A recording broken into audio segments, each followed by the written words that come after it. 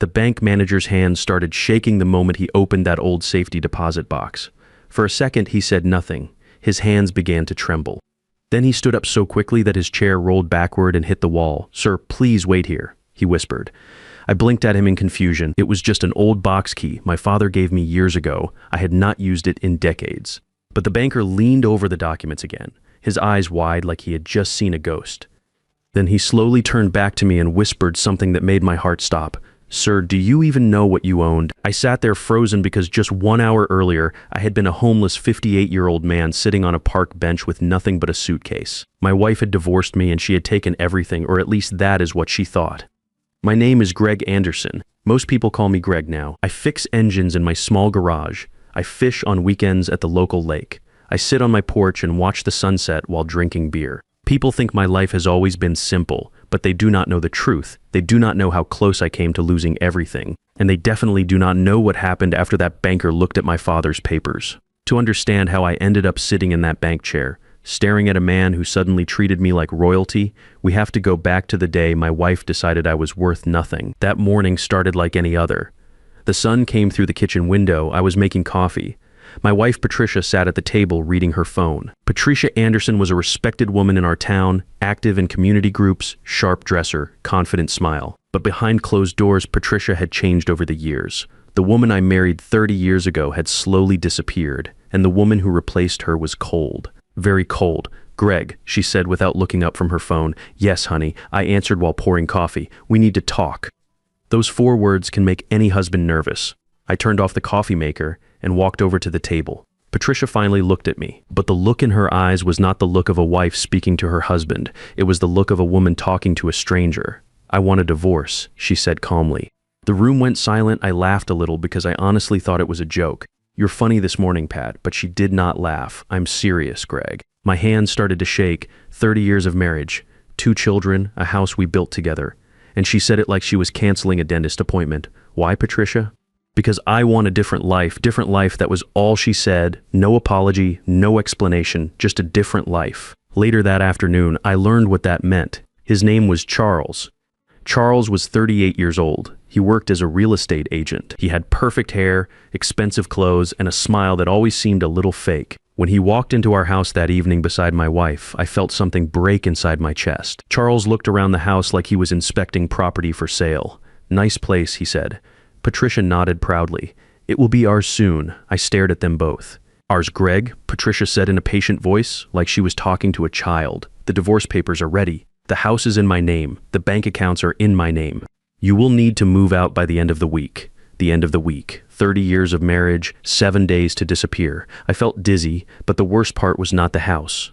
It was my own children. My son Ryan stood behind Patricia in the living room doorway. Ryan did not look at me. He stared at the floor. "Dad, maybe this is for the best." Those words hurt more than the divorce. For the best. "I raised you in this house. I taught you how to drive. I stayed awake every night when you were sick. And now you could not even look me in the eyes." My daughter Jennifer cried softly but said nothing. Patricia cleared her throat. "Greg, please pack your things." Charles walked past me toward the kitchen like he already owned the place. I stood there frozen, then I quietly walked upstairs. I packed 1 suitcase, clothes, family photos, and a small wooden box my father gave me before he died.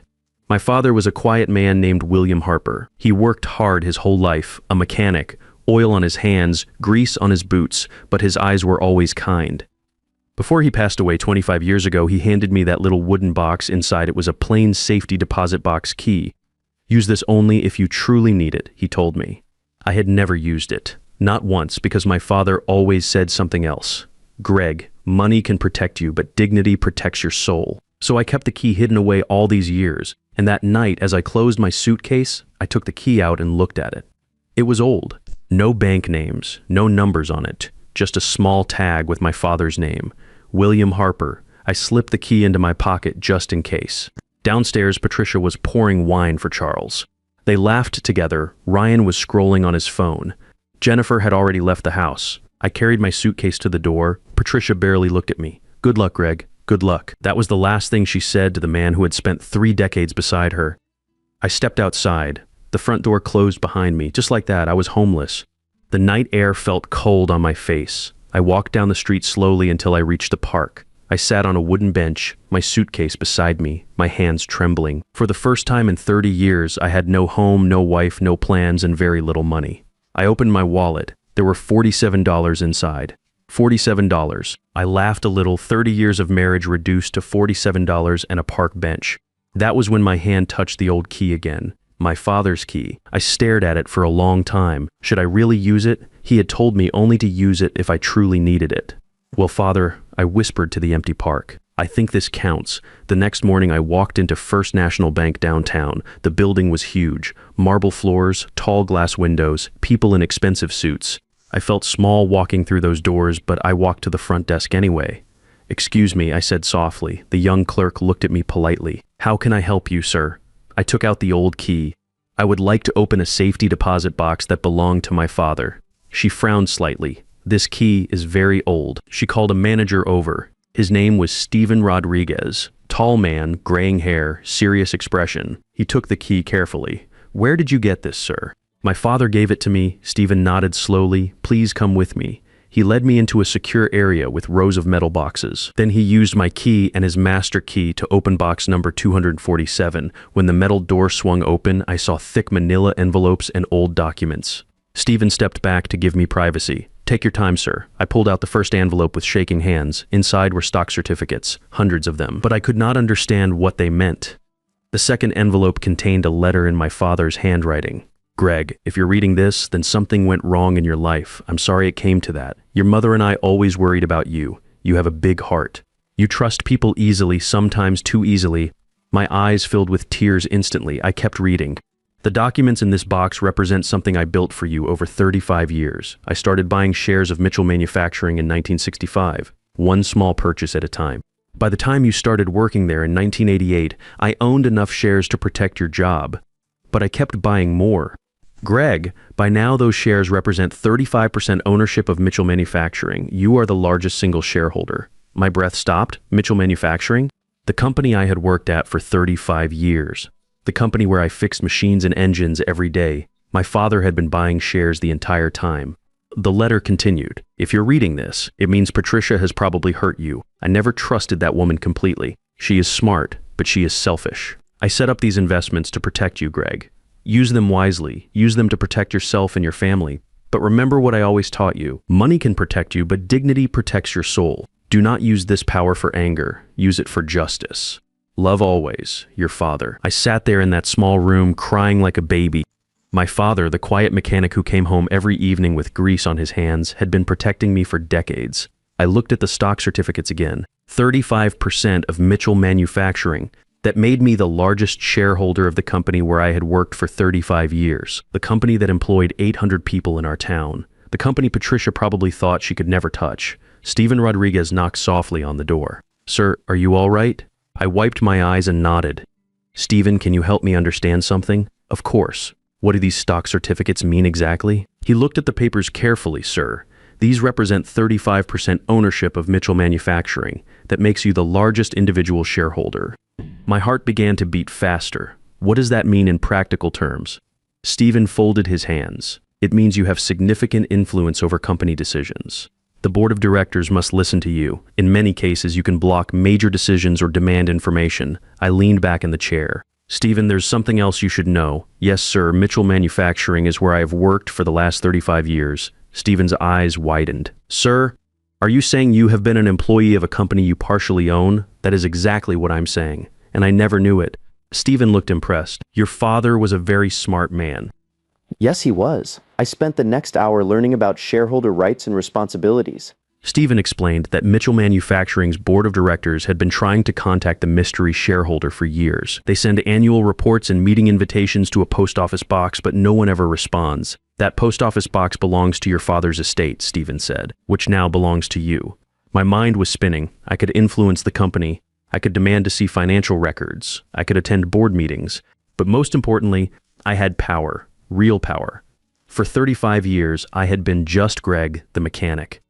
Now I was Greg Anderson, largest shareholder of Mitchell Manufacturing. The difference felt enormous. Stephen prepared temporary access to my father's bank accounts. When he showed me the balance, I nearly fell off my chair. The stock dividends had been accumulating for years. There was enough money to buy a house, a car, and live comfortably for the rest of my life. But the most important thing was not the money, it was the truth. Patricia had thrown me away thinking I was powerless, but I was the opposite. I owned part of the biggest employer in our town. I thanked Stephen and walked out of the bank feeling different, not angry, exactly. Something colder and more focused. For 30 years, I had been the quiet husband, the supportive partner, the man who fixed things while Patricia made decisions. But now I knew something she did not. I was not the weak one. I walked down the sidewalk slowly, my mind racing, then I stopped. Across the street was a large electronic billboard, and suddenly, I saw something that made my stomach twist.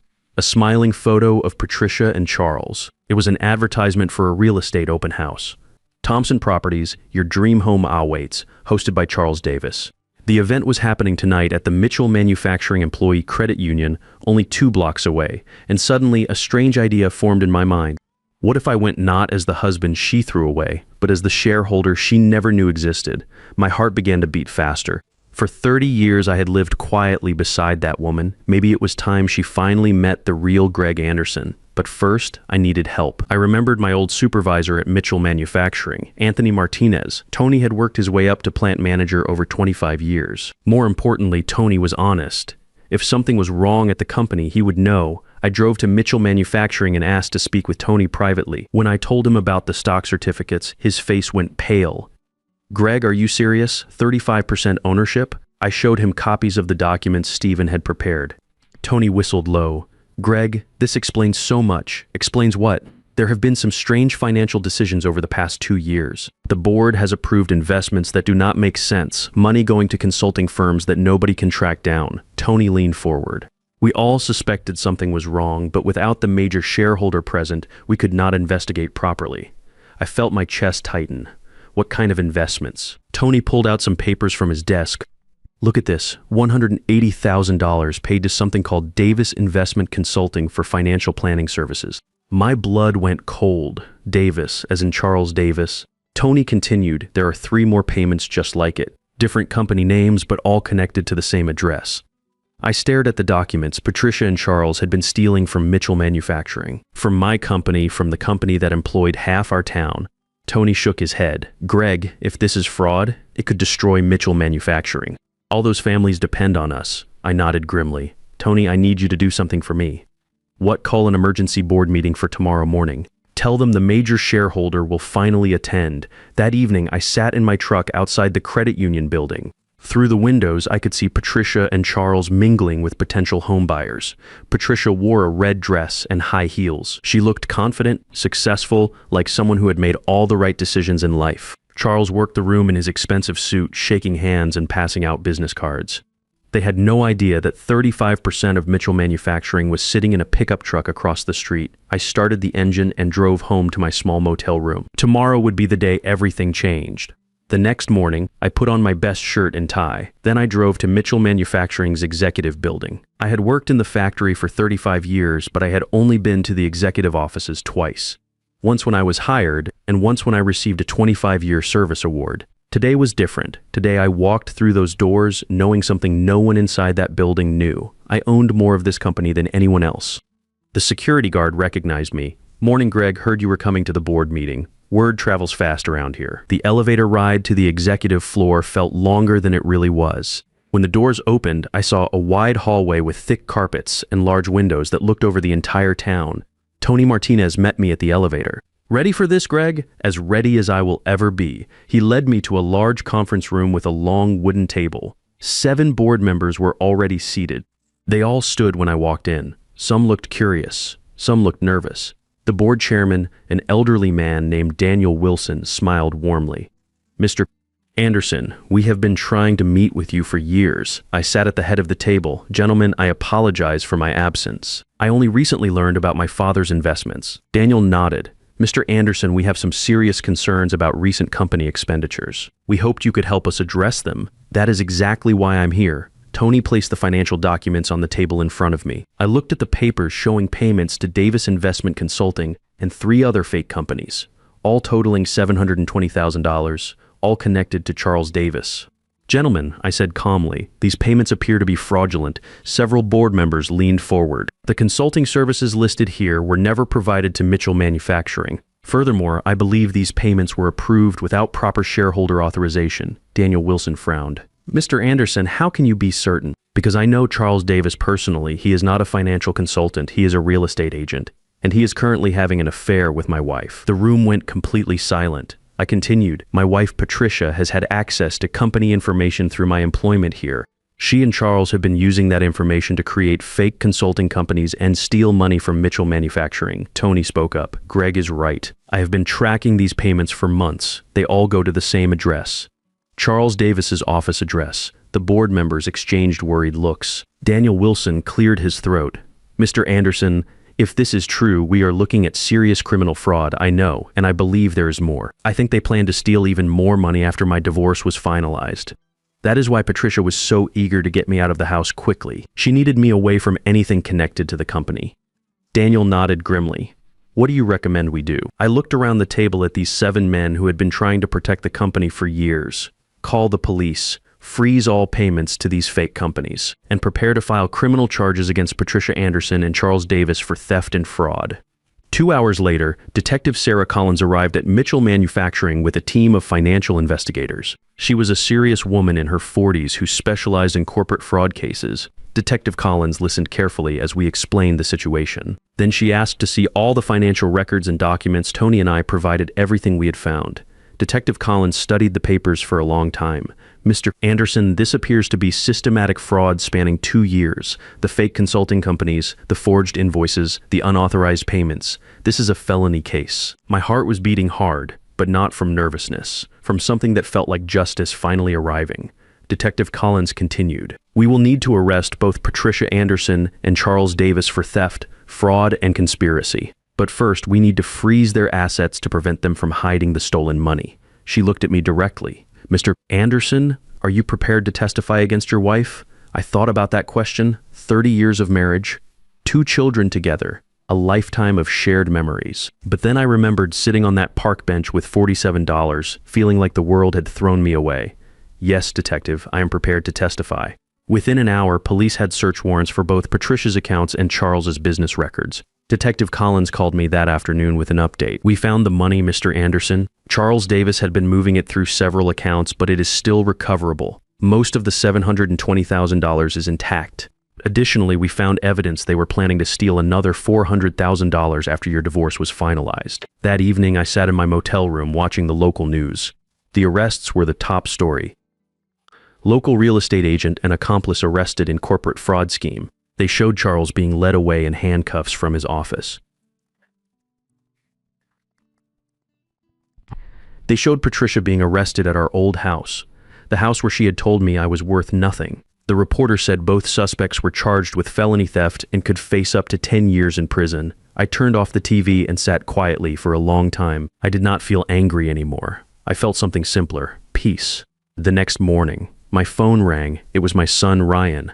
His voice sounded different. Dad, I saw the news. I'm sorry. Those words took me by surprise. Sorry for what, son? For not believing in you, for standing by Mom when I should have stood by you. We talked for 2 hours that morning. Ryan told me Patricia had been acting strangely for months before the divorce. Secretive phone calls, unexplained absences, expensive purchases she could not explain. But he had been too confused to understand what was happening. Dad, I was wrong about you. You were never weak. I just could not see your strength. My daughter Jennifer called later that day with a similar message. Both my children wanted to rebuild our relationship. That meant more to me than any amount of money. 3 months later, Patricia pled guilty to fraud and theft charges. She was sentenced to 18 months in prison and ordered to pay full restitution to Mitchell Manufacturing. Charles received 2 years in prison and lost his real estate license permanently. At the sentencing hearing, Patricia looked across the courtroom at me with pure hatred. She could not believe the quiet husband she had thrown away had become the person who destroyed her plans. But I felt no satisfaction from her anger. I felt something better, self-respect. The board of directors at Mitchell Manufacturing asked me to take a more active role in company oversight. I accepted the position of chairman of the board. It felt strange going from mechanic to boardroom, but my 35 years of experience with the company's operations made me effective at the job. More importantly, I was protecting 800 families who depended on Mitchell Manufacturing for their livelihoods. Stephen Rodriguez at the bank helped me establish a foundation to help older adults who face financial abuse from family members. We called it the William Harper Foundation after my father. The foundation provides legal assistance and emergency housing for people in situations similar to mine. 6 months after everything began, I bought a small house near the lake where I used to fish. It has a workshop where I can still fix engines when I want to. It has a porch where I can sit and watch the sunset. My children visit regularly now. Ryan brings his 2 young sons to learn about engines and tools. Jennifer and I cook dinner together on Sundays. We talk about everything we missed during those confused months when our family was broken. Sometimes people ask me if I'm angry about what Patricia did. The answer is no. Anger would have made me bitter and small. Instead, I learned something valuable about myself. I learned that strength is not about being loud or demanding attention. Real strength is about being prepared when life tests you. My father knew that. He spent 35 years quietly building protection around me, never asking for credit or recognition. That is the kind of man I want to be. Last week, I was having coffee at the local diner when a young man approached my table. He introduced himself as a new employee at Mitchell Manufacturing. "Mr. Anderson," he said, "I just wanted to thank you." "Thank me for what?" My father worked at Mitchell Manufacturing for 20 years before he retired. He always said it was the most honest company in town because of what you did. That is still true. We shook hands and I realized something important. Protecting that company was not about revenge against Patricia. It was about protecting something bigger than myself. Tonight, I'm sitting on my porch watching the sunset over the lake. My father's voice echoes in my memory. Money can protect you, but dignity protects your soul. He was right about that. Patricia lost everything because she forgot that lesson. But I gained something far more valuable than the money she tried to steal. I gained the knowledge that I am stronger than I ever imagined, and I gained the respect of my children, my community, and most importantly, myself. So if you ever feel like life has taken everything from you, remember this. Sometimes the moment you think you have lost everything is actually the moment you discover what you truly own. And sometimes the quietest person in the room turns out to be the strongest one of all.